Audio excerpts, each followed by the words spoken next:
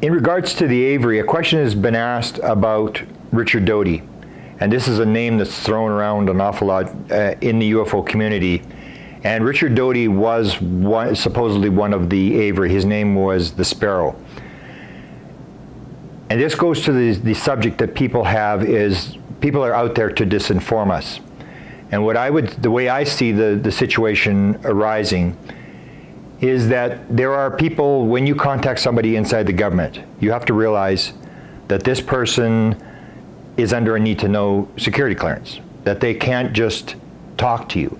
And if, for example, there's some people who would want to do interviews with the Avery, and they say, well, we'll only interview these people if they're ready to disclose. Well, that's not how it works. These guys are interested in the subject, and apparently the UFO subject is open to talk about. But the certain classified aspects you can't talk about. So some people will talk about certain aspects, some people can talk about others, but you always have to remember that they have a job to do and that they have these security clearances. So what happens is you have events, and one of the big events with the Avery was the emergence of Richard Doty. Now, what I say that people don't realize with Richard Doty is when you're dealing with someone like Kit Green or Dr. Ronald Pandolfi, you're dealing with an intelligence officer.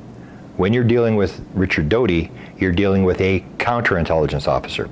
Now, what happened with Doty, and I will maintain this is fact, is people will say, well, Bill was working with Richard Doty, which was true, and therefore Richard Doty and Bill Moore were trying to throw off the UFO community. Well, Bill Moore was doing his thing. He was trying to figure out what was going on, and Richard Doty had a job to do.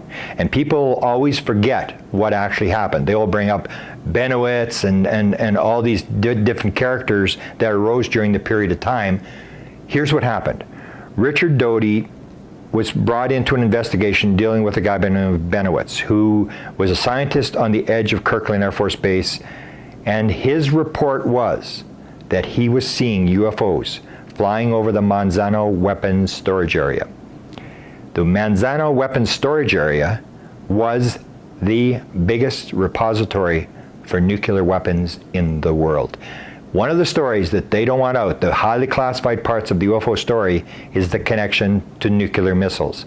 They don't want you to know that there were UFOs over the Manzano weapons storage area, because then everybody starts asking questions, should we have nuclear weapons? This is national security. The same as when they go and they shut down Malmstrom, they shut down 10 nuclear missiles. They'll say, well, we know we didn't do an investigation. This is absolute nonsense. They absolutely did an investigation, because if you could get this technology of shutting down nuclear missiles, you could go and shut down all the Soviet nuclear missiles. This would be ideal stuff. So when Bennewitz came forward and said he saw these UFOs over the Manzano weapons storage area, they had to shut him down. They had to kill the story. So what do? They send in a counterintelligence officer who is Richard Doty, and it is his job to counterintelligence what is being said. You've got to run a counter story. So that's when they come up with the story about the underground bases, and they threw him off. They gave him a computer, made him think all this stuff was happening, because they had to kill his story. He was a high-level scientist who was talking about this nuclear connection. The same as in 1983, in April of 1983, Linda Howe has an encounter with Richard Doty. She's interviewing him. He doesn't contact her. She's interviewing him for a documentary that she was going to do for HBO.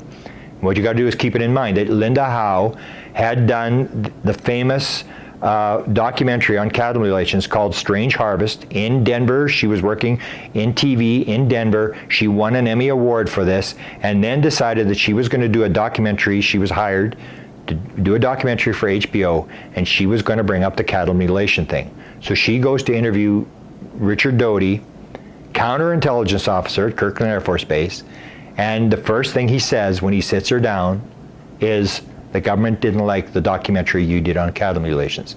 And the key to that whole thing is, what I say that the key to that thing is that if you look at a guy by the name of David Perkins, who is supposedly has the best collection of cattle mutilation locations in history, all through history, he's got the catalog of where they happened.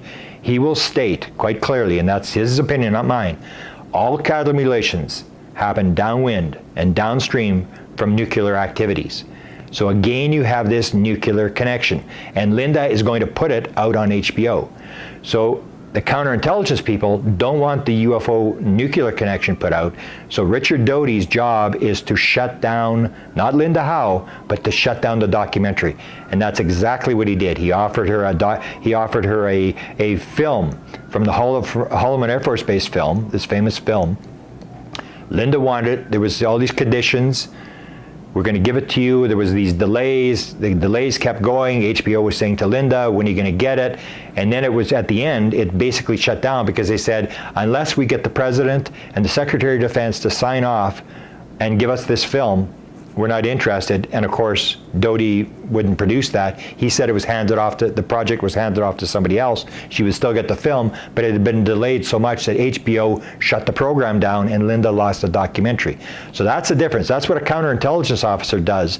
But then you have people who are intelligence officers who are leaking the material. And I've written this in a book called Managing Magic, the Government's UFO Disclosure Plan, that shows quite clearly that they are leaking material into the UFO community. But when you're talking about Richard Doty and you're talking about the Avery, you got to identify, are you talking about a counterintelligence officer or are you talking about an intelligence officer? And are you talking about something that is cleared, and realizing that these people have to do lie detector tests. They will lose their job just the same as everybody else. They are trying to save the world. They have these classified aspects, and they will talk to you about whatever they can that's not classified.